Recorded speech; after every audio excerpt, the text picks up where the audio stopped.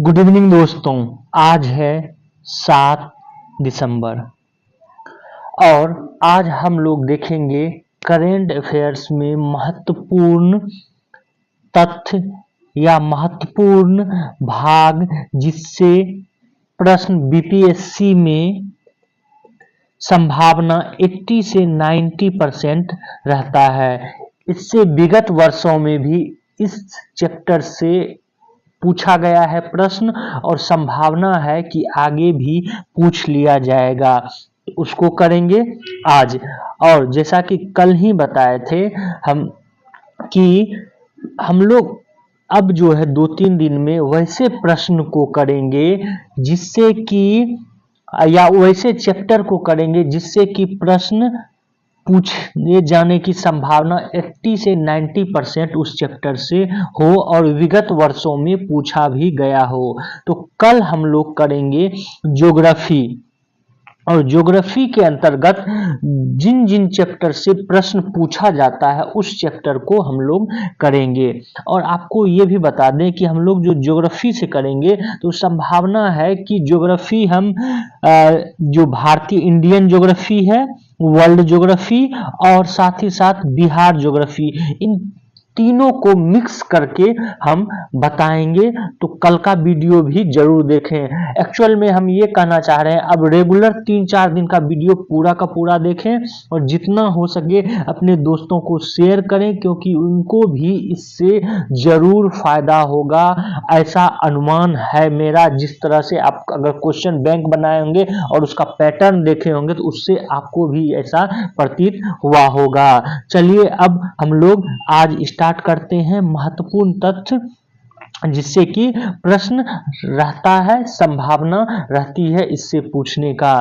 तो प्रमुख सैन्य अभ्यास, इससे विगत वर्षों में भी करंट में प्रश्न पूछे गए हैं। तो स्टार्ट करते हैं। पहला है सैन्य अभ्यास गरुड़ शक्ति 2024। ये भारत और इंडोनेशिया के बीच होता है। ये थल सेना का है और जकार्ता इंडोनेशिया में हुआ था। खास करके आपको ये ध्यान में देना है ये किन देशों के बीच है और किसका है, थल सेना, वायुसेना, जल सेना का किसका है, ये आपको ध्यान में देना है। गरुड़ शक्ति से संबंधित प्रश्न पूछा भी जा चुका है। अगला देखते हैं विन वैक्स भारत और वियतनाम के बीच है। सूर्य किरण युद्धाभ्यास ये भारत और नेपाल के बीच है, थल सेना का है और इस बार नेपाल में हुआ था।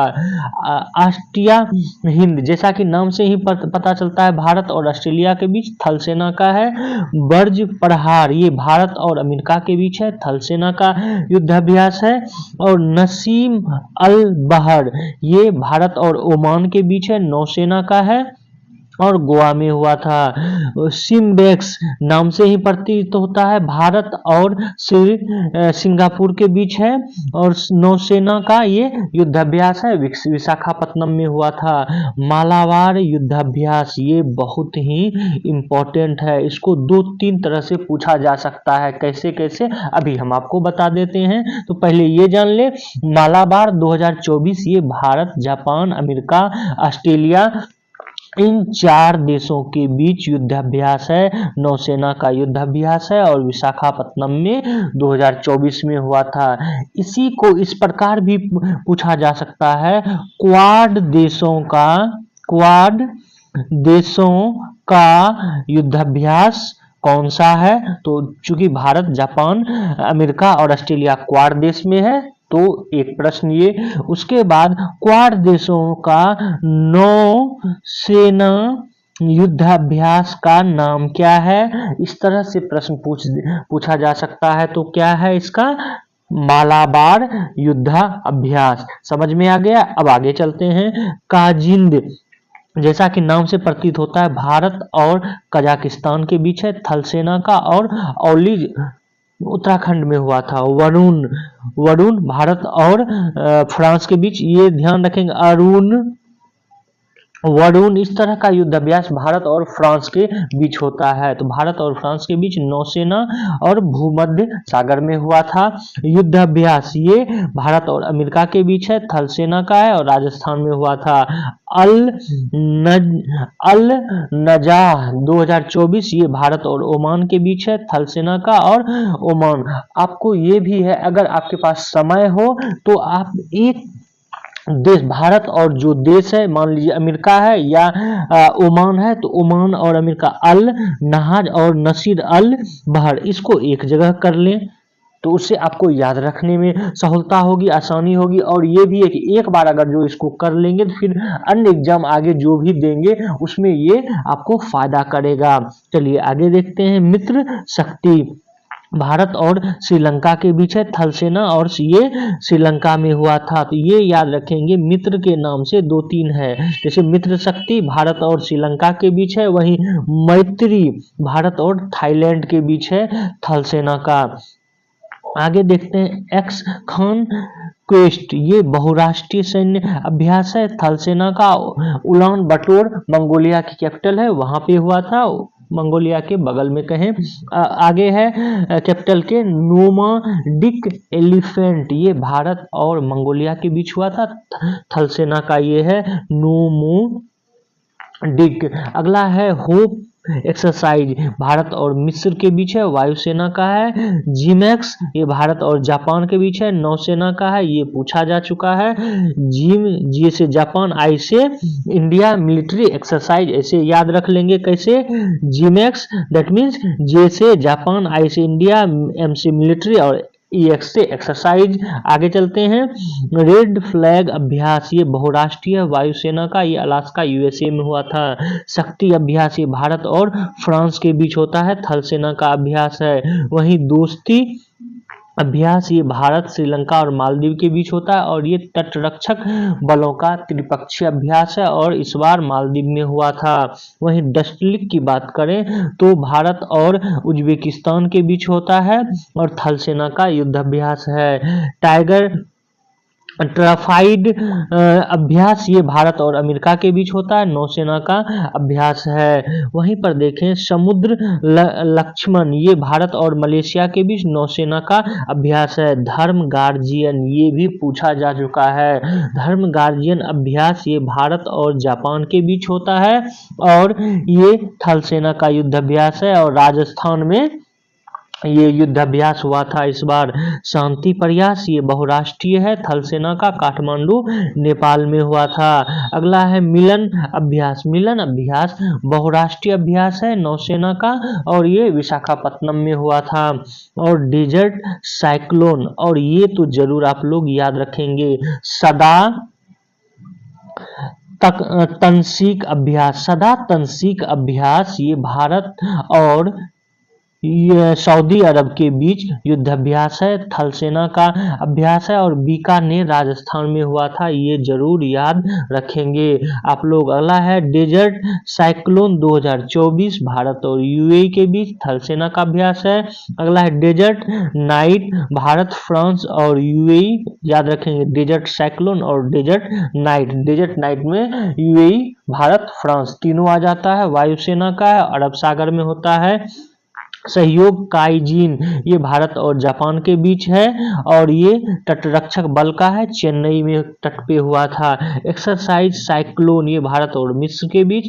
खंजर युद्धाभ्यास भारत और किर्गिस्तान के बीच, थल सेना का अभ्यास है और ये हिमाचल प्रदेश में हुआ था। तो ये सारे के सारे आपको युद्धाभ्यास याद रखना है, जरूरी है, ये इम्पोर्टेंट है, पूछा जा सकता है। अगला इम्पोर्टेंट जो है ये है महत्वपूर्ण दिवस। महत्वपूर्ण दिवस में भी 5-6 ऐसे दिवस हैं जिसको कि उत्तर प्रदेश में तो बहुत ज्यादा पूछा गया है, बिहार में भी पूछा जाता है, तो उसको हम लोग कर लेंगे और साथ ही साथ हम लोग थीम जो इम्पोर्टेंट है उसको भी करेंगे। तो चलिए स्टार्ट करते हैं। विश्व मधुमेह दिवस 14 नवंबर को मनाया जाता है। Breaking barriers, building gaps theme थी इस वर्ष की विश्व पोलियो दिवस 24 अक्टूबर, विश्व खाद्य दिवस 16 अक्टूबर, अंतर्राष्ट्रीय बालिका दिवस 11 अक्टूबर, विश्व कपास दिवस 7 अक्टूबर, विश्व हृदय दिवस 29 सितंबर और विश्व पर्यटन दिवस 27 सितंबर को मनाया जाता है। और इस बार का थीम था टूरिज्म एंड पीस, ये आपको जरूर ध्यान में रखना है। अगला बहुत ही इम्पोर्टेंट VVI है, इसको अगर आप लोग क्वेश्चन बैंक बनाए होंगे तो आप लोगों को पता होगा, उत्तर प्रदेश के एग्जाम में बहुतों बार पूछा गया है, बीपीएससी और अन्य एग्जामों में भी। विश्व ओजोन दिवस ये 16 सितंबर को मनाया जाता है। मॉनिटरियल प्रोटोकॉल एडवांसिंग क्लाइमेट एक्शन इस बार की थीम है, इसका थीम भी आपको याद रखना है। अंतर्राष्ट्रीय साक्षरता दिवस 8 सितंबर, विश्व जनसंख्या दिवस 11 जुलाई, थीम इस बार की थी leave no one behind count everyone. अगला है अंतर्राष्ट्रीय योग दिवस, आप सबको मालूम होगा 21 जून को मनाया जाता है और इस बार का थीम था yoga for self and society. क्या था theme? Yoga for self and society. तो थीम जरूर याद रखेंगे क्योंकि आपको डेट सबको पता होगा। अगला है विश्व रक्तदान दिवस 14 जून, विश्व पर्यावरण दिवस 5 जून, ये भी बार बार पूछा गया है, VVI है, इसको याद ही कर लेना है। और इस बार की थीम थी land restoration distraction and through out resilience, तो ये आपको याद रखना। अगला है विश्व तंबाकू निषेध दिवस 31 मई, अंतर्राष्ट्रीय जैव विविधता दिवस VVI है, बार बार पूछा गया है 22 मई। और be part of the plan, ये इसकी थीम थी। विश्व अंतर्राष्ट्रीय जैव विविधता दिवस का डेट जरूर याद रखना है, कब ये दिवस मनाया जाता है, 22 मई को। अगला है विश्व रेड क्रॉस दिवस 8 मई, विश्व प्रेस स्वतंत्रता दिवस 3 मई, पृथ्वी दिवस 22 अप्रैल। VVI है, आपको याद करना ही करना है, हंस के करें रोके करें करना है। आगे चलते हैं। विश्व विरासत दिवस 18 अप्रैल 2024, विश्व स्वास्थ्य दिवस 7 अप्रैल 2024, विश्व क्षय रोग दिवस 24 मार्च, VVI है, याद करना ही करना है। अगला विश्व मौसम दिवस 23 मार्च, विश्व जल दिवस 22 मार्च, VVI है, याद करना है। अंतर्राष्ट्रीय वन दिवस 21 मार्च, टीकाकरण 16 मार्च, अंतर्राष्ट्रीय महिला दिवस ये भी इम्पोर्टेंट है 8 मार्च। और इस बार की थीम थी invest in woman accelerate progress. अगला है राष्ट्रीय विज्ञान दिवस। राष्ट्रीय विज्ञान दिवस ये भी VVI है, ये पूछा भी जा चुका है 28 फरवरी पर। और किसके जन्म दिवस पे मनाया जाता है आप लोग कमेंट बॉक्स में करेंगे, भारत के एक साइंटिस्ट है उनके जन्म दिवस पे मनाया जाता है। इंडिजिनस टेक्नोलॉजी फॉर विकसित भारत, ये इस बार की थीम थी राष्ट्रीय विज्ञान दिवस का। उसके बाद अंतर्राष्ट्रीय मातृत्व दिवस 21 फरवरी, विश्व आर्द्रता दिवस 2 फरवरी, ये भी इम्पोर्टेंट है। गणतंत्र दिवस 75वां 26 जनवरी को मनाया गया। और विकसित भारत एंड भारत लोकतंत्र की मत रुका, ये जो है इस बार की थीम थी। अगला है राष्ट्रीय मतदान दिवस 25 जनवरी। अगला है थल सेना दिवस 15 जनवरी, राष्ट्रीय युवा दिवस 12 जनवरी, विश्व हिंदी दिवस 10 जनवरी। तो ये था दिवस और थीम। अब हम लोग देखते हैं प्रमुख सूचकांक, और इस सूचकांक में जारी कौन करता है ये भी इम्पोर्टेंट है, और भारत का क्या पोजीशन है ये इम्पोर्टेंट है। उसके बाद प्रथम जो है इसमें कौन आया है वो इम्पोर्टेंट है। तो चलिए स्टार्ट करते हैं। हुरून ग्लोबल यूनिकॉर्न सूचकांक हुरून रिसर्च द्वारा जारी किया जाता है। अमेरिका पहले स्थान पे, भारत का स्थान तीसरे स्थान पर है। एशिया पावर सूचकांक, इसमें भारत तीसरे स्थान पर, अमेरिका पहले। ग्लोबल फायर पावर सूचकांक ग्लोबल फायर पावर द्वारा जारी किया जाता है। अमेरिका पहले स्थान पर, भारत चौथे स्थान पर है। जलवायु परिवर्तन प्रदर्शन सूचकांक, इसको ध्यान में रखना है। जर्मन वॉच द्वारा जारी किया जाता है। पहले 3 पर कोई देश नहीं है। चौथे स्थान पे डेनमार्क है और भारत 7वें स्थान पर है। पहला साइबर अपराध सूचकांक ऑक्सफोर्ड विश्वविद्यालय द्वारा और यूएनएसडब्ल्यू द्वारा जारी किया गया है। रूस प्रथम स्थान पर है। 10वें स्थान पर भारत है। वैश्विक आतंकवाद सूचकांक, इसमें बुर्किना फासो पहले स्थान पे और 14वें स्थान पे भारत है। अगला देखते हैं हम लोग। अगला है लॉजिस्टिक प्रदर्शन सूचकांक, विश्व बैंक द्वारा जारी किया जाता है। सिंगापुर पहले स्थान पे, 38वें स्थान पर भारत है। उसके बाद विश्व प्रतिस्पर्धा सूचकांक देखें, ये IMD द्वारा जारी किया जाता है। सिंगापुर पहले स्थान पर, 39वें स्थान पर भारत है, जबकि भारत का जो है 1 अंक सुधार हुआ है।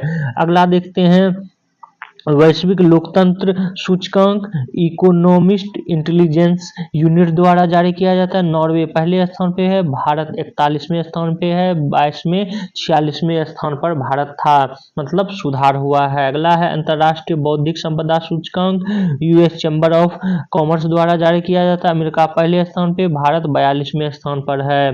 ग्लोबल पेंशन इंडेक्स इंपॉर्टेंट नहीं है। अगला देखते हैं good governance index Chandler institute द्वारा जारी किया जाता है। सिंगापुर पहले स्थान पर, 69वें स्थान पर कौन है, तो भारत है। अगला है कृत्रिम बुद्धिमत्ता तैयारी सूचकांक, अंतर्राष्ट्रीय मुद्रा कोष द्वारा IMF द्वारा जारी किया जाता है। सिंगापुर पहले स्थान पर, 72वें स्थान पर कौन है, तो भारत है। अगला है इंपॉर्टेंट आर्थिक स्वतंत्रता सूचकांक, कनाइडी फ्रेजर इंस्टीट्यूट जारी करता है। हांगकांग पहले स्थान पर, 84वें स्थान पर आर्थिक स्वतंत्रता सूचकांक में भारत है, ये आपको याद रखना है। और 2023 में 87वें स्थान पर भारत था, ये भी आपको ध्यान में रखना है। भ्रष्टाचार बोध सूचकांक ट्रांसपेरेंसी इंटरनेशनल द्वारा जारी किया जाता है, ये पूछा भी गया है, इंपॉर्टेंट है, ध्यान में रखना है। कौन जारी करता है, ट्रांसपेरेंसी इंटरनेशनल। पहले स्थान पर डेनमार्क है और 93वें स्थान पे भारत है और 50वें स्थान पर भारत था। 2022 में ये खिसक कर 93वें स्थान पर चला गया है। अगला है ग्लोबल हंगर इंडेक्स, ये भी पूछा गया है, बिहार SI में भी ये पूछा गया है इससे संबंधित। इसको जारी कौन किया करता है, ये बिहार SI में पूछा था। कंसर्न वर्ल्ड वाइड और वेथुंगर हिल्स द्वारा ये जारी किया जाता है। 22 देश प्रथम स्थान पे है, भारत 105वें स्थान पर है और 111वें में 2023 में था। अगला है वैश्विक सतत विकास रिपोर्ट, सतत विकास समाधान नेटवर्क द्वारा जारी किया जाता है। फिनलैंड पहले स्थान पे, भारत 109वें स्थान पर है। अगला देखते हैं वैश्विक शांति सूचकांक 2024 institute for economics and peace द्वारा जारी किया जाता है। आइसलैंड पहले स्थान पे, भारत 116वें स्थान पर है। वहीं ये इंपॉर्टेंट है विश्व खुशहाली सूचकांक संयुक्त राष्ट्र सतत विकास समाधान नेटवर्क द्वारा जारी किया जाता है। फिनलैंड पहले स्थान पे है, 126वें स्थान पर भारत है, पहले भी 126वें स्थान पर था। विश्व आर्थिक क्षमता सूचकांक हेरिटेज फाउंडेशन और वॉल स्ट्रीट जर्नल द्वारा जारी किया जाता है। सिंगापुर पहले स्थान पे, भारत 126वें स्थान पर है। मानव विकास सूचकांक 2023-24 इंपॉर्टेंट है, UNDP संयुक्त राष्ट्र विकास कार्यक्रम द्वारा जारी किया जाता है। स्विट्जरलैंड पहले स्थान पे है, भारत 134वें स्थान पे है और 133वें स्थान पे इससे पहले था। अगला है विश्व प्रेस स्वतंत्रता सूचकांक रिपोर्टर्स विदाउट बॉर्डर्स द्वारा जारी किया जाता है। नॉर्वे पहले स्थान पे है, 159वें स्थान पे है भारत। पर्यावरण प्रदर्शन सूचकांक येल विश्वविद्यालय द्वारा जारी किया जाता है। एस्टोनिया पहले स्थान पे 176वें स्थान पे भारत है।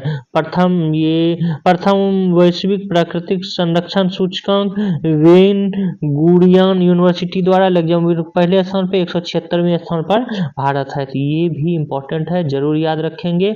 उसके बाद इससे संबंधित भी प्रश्न 1-2 बार पूछा गया है बीपीएससी में। आगामी खेल कहाँ पर होगा, जैसे पूछा गया था फुटबॉल से संबंधित भी। तो चलिए इसको प्रारंभ करते हैं और देखते हैं हम लोग कि कौन कौन सा इम्पोर्टेंट है आगामी खेल।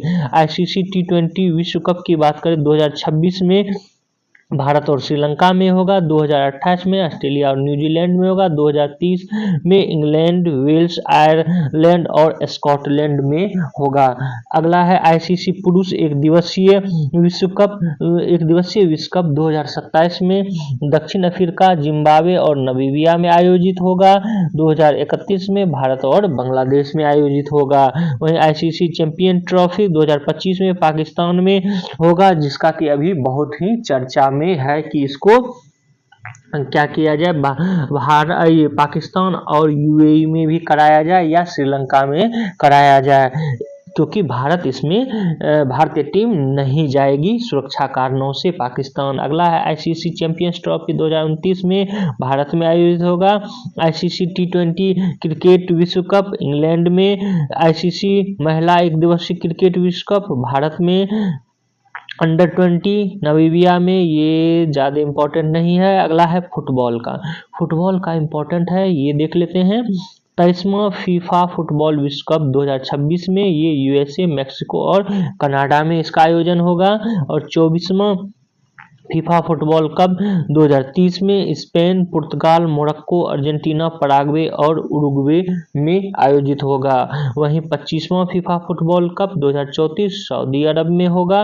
फीफा महिला विश्व कप 2027 ब्राजील में, FIFA club world cup 2025 USA में और फीफा अंडर 20 महिला विश्व कप ये कोलंबिया में होगा। आगे देखते हैं हॉकी 16वां पुरुष हॉकी विश्व कप 2026 बेल्जियम और नीदरलैंड में इसका आयोजन होगा। महिला हॉकी विश्व कप 2026 बेल्जियम और नीदरलैंड में होगा। वहीं जूनियर हॉकी पुरुष विश्व कप 25 में भारत में इसका आयोजन होगा। अगला देखते हैं हम लोग ओलंपिक की, ये भी इम्पोर्टेंट है। 34वां ग्रीष्मकालीन ओलंपिक 2028 लॉस एंजल्स यूएसए में होगा और 33वां कहाँ पे हुआ था, पेरिस में। अगला है कि 35वां ग्रीष्मकालीन ओलंपिक खेल 2032 में कहाँ होगा, ब्रिस्बेन ऑस्ट्रेलिया में। 25वां शीतकालीन ओलंपिक खेल 2026 ये कहाँ होगा, मिलान और कार्टिना इटली में। और 26वां शीतकालीन ये फ्रांस में आयोजित होगा। उसके बाद हम लोग देखते हैं राष्ट्रमंडल खेल 2026 में आयोजन होगा स्कॉटलैंड में। इसका आयोजन ऑस्ट्रेलिया में होना था, लेकिन आयोजन करने से मना कर दिया ऑस्ट्रेलिया। एशियाई खेल की बात करें तो 20वां एशियाई खेल 2026 नगोया में होगा और 21वां 2030 दोहा में होगा। अगर विविध के अंतर्गत देखें कुछ इंपॉर्टेंट, तो पहला खो खो विश्व कप 2025 भारत में और ISS जूनियर विश्व कप 2025 भारत में इसका आयोजन होगा। तो ये इम्पोर्टेंट था आगामी में, जिससे संबंधित की प्रश्न पूछा जा सकता है। इसमें एक और देख लें, 38वां राष्ट्रीय खेल ये उत्तराखंड में होगा आयोजन। अगला जो इम्पोर्टेंट है ये है प्रमुख योजनाएं, जो कि केंद्र और राज्य सरकार द्वारा चलाई गई योजनाएं हैं। अब हम लोग देखेंगे केंद्र द्वारा विभिन्न और विभिन्न मंत्रालयों द्वारा चलाई गई योजना, और उसके बाद हम लोग स्टेट का योजना भी देखेंगे, विभिन्न स्टेट का। तो चलिए पहले हम लोग देख लेते हैं केंद्र सरकार द्वारा चलाई गई प्रधानमंत्री विद्या लक्ष्मी योजना 6 नवंबर 2024 को कैबिनेट ने मंजूरी दी और इसका उद्देश्य गुणवत्तापूर्ण उच्च शिक्षा प्राप्त करने के लिए वित्तीय सहायता प्रदान करना है। योजना के अंतर्गत अगले 7 वर्षों के लिए 36,000 करोड़ रुपए खर्च होंगे और 7.5 लाख रुपए तक के ऋण पर 75% क्रेडिट गारंटी एवं शिक्षा लोन पर 3% का ब्याज दिया जाएगा। तो ये केंद्र सरकार द्वारा कब है, तो ये भी याद रखना है। प्रधानमंत्री इंटर्नशिप योजना 3 अक्टूबर 2024 को लॉन्च किया गया। इसकी घोषणा केंद्रीय बजट 2024-25 में की गई थी। इसका उद्देश्य 5 वर्ष में 1 करोड़ युवाओं को इंटर्नशिप के अवसर प्रदान करना है। अगला है पीएम सूर्य घर मुफ्त बिजली योजना। इसके तहत छत पर सौर ऊर्जा स्थापित करने तथा 1 करोड़ घरों के लिए हर महीने 300 यूनिट तक मुफ्त बिजली प्रदान करने के लिए 75,021 करोड़ रुपये के कुल परिव्यय के साथ पीएम सूर्य घर मुफ्त बिजली योजना की शुरुआत की गई है। अगला है नमो ड्रोन दीदी योजना।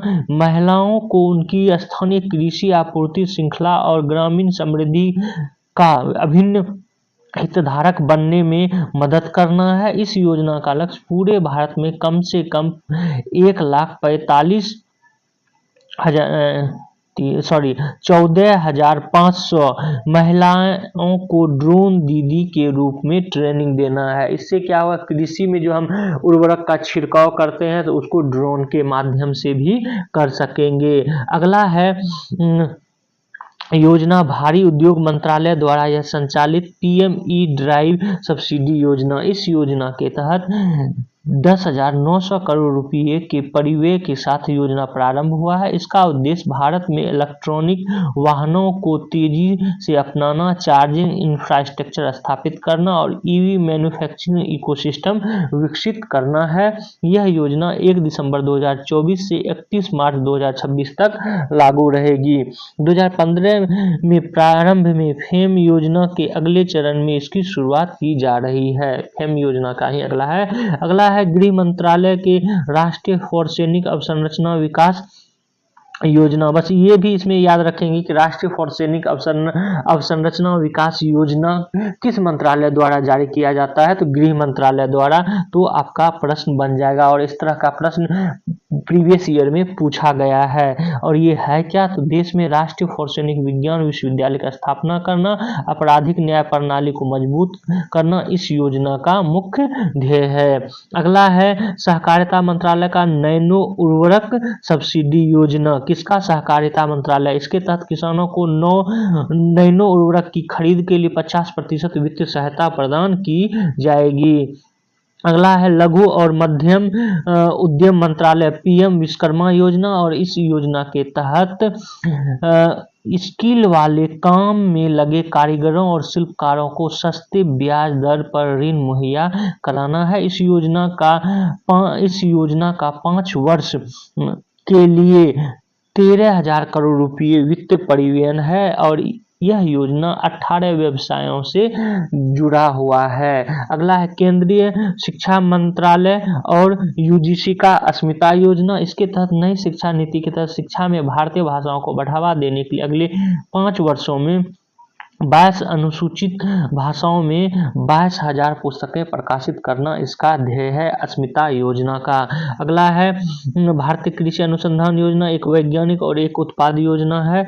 मत्स्य पालन, ये कृत्रिम चट्टान परियोजना है। कृत्रिम चट्टान परियोजना मत्स्य पालन विभाग द्वारा चलाया जा रहा है। मछली उत्पादन को बढ़ावा देने के लिए कृत्रिम चट्टान इकाई को तैनात करना इसका उद्देश्य है। तो आपको ये जरूर इसमें याद रखना है कि कृत्रिम चट्टान परियोजना किसका है, मत्स्य पालन विभाग का है। प्रेरणा कार्यक्रम शिक्षा मंत्रालय का है और इसके तहत 9वीं से 12वीं कक्षा को प्रेरणादायक और अनुभवात्मक शिक्षा प्रदान करना इसका मुख्य ध्येय है। अगला है देखते हैं विभिन्न राज्यों की प्रमुख योजना। विभिन्न राज्यों की प्रमुख योजना को जो है आप लोग पॉज करके एक बार खुद से भी पढ़ लेंगे। अगर आपके पास एडिटोरिया का किताब है तो उससे भी जाके पढ़ लेंगे, लेकिन कुछ महत्वपूर्ण जो कि टाइम बाउंडेशन के कारण हम सिर्फ महत्वपूर्ण बता रहे हैं। ये है झारखंड का मुख्य योजना, मुख्यमंत्री मैया सम्मान योजना। ये संभावना है कि जरूर पूछ ले, बहुत ही चर्चा में था झारखंड चुनाव के समय। मुख्यमंत्री मैया सम्मान योजना महिलाओं को वित्त सहायता कर उनके शिक्षा, स्वास्थ्य और पोषण स्तर में सुधार लाने के लिए यह योजना है। विधवा पुनर्विवाह और प्रोत्साहन योजना पति की मृत्यु के बाद पुनर्विवाह करने वाली महिलाओं को सरकार द्वारा 2 लाख रुपये की वित्तीय सहायता दी जाएगी। तो ये भी झारखंड का है। उसके बाद मुख्यमंत्री माई कुआई स्वावलंबन योजना, ये 21 से 50 वर्ष की आयु के गरीब तथा आर्थिक रूप से कमजोर महिलाओं को प्रतिमाह 1000 रुपये आर्थिक सहायता योजना है। तो ये आप लोग जरूर ध्यान में रखेंगे, 1 से 2 बार पढ़ लेंगे। उसके बाद राजस्थान का भी पढ़ लें। उसके बाद आप बिहार का तो जरूर पढ़ें कि मिशन दक्ष योजना, कक्षा 3 से 8 के कमजोर छात्रों को विशेष हिंदी, गणित और अंग्रेजी कक्षा प्रदान करना है। इसके तहत प्रत्येक शिक्षक 5 कमजोर बच्चों को गोद लेंगे और उनके अलग से पढ़ाएंगे उन्हें। अगला है मुख्यमंत्री अल्पसंख्यक उद्यमी योजना। इसके अंतर्गत अल्पसंख्यक पुरुष महिलाओं को नया उद्योग शुरू करने के लिए 10 लाख का लोन दिया जाएगा। उसके बाद देखते हैं ओडिशा का योजना, सुभद्रा योजना, स्वयं योजना। ये सब आप लोग एक बार पॉज करके देख लेंगे। आगे जो है जितना भी है एक बार पॉज करके देख लेंगे। अगर हम इसको बताने लगेंगे तो बहुत ही लंबा वीडियो हो जाएगा, तो एक बार आप लोग इसको जरूर देख लेंगे पॉज करके। और उसमें एक और तथ्य आपको उत्तर प्रदेश के बारे में कुछ बता देते हैं। मुख्यमंत्री युवा उद्यमी योजना, उसके बाद हॉट कुक्ड मील योजना, हर बच्चे के लिए हर अधिकार और सवेरा योजना, ये प्रयाग पुलिस द्वारा चलाया गया। तो ये सारे योजनाएं हैं जो कि विभिन्न राज्यों द्वारा चलाया गया। इसको जरूर ध्यान में रखेंगे। कल का वीडियो भी इम्पोर्टेंट है। कल का वीडियो इम्पोर्टेंट ही नहीं अपितु बहुत इम्पोर्टेंट है, तो उसको जरूर जो है देखिएगा और इसको भी, और साथ ही हमारे इस वीडियो को शेयर करें, सब्सक्राइब करें और बेल आइकन को जरूर दबा लें। Thank you for watching this video.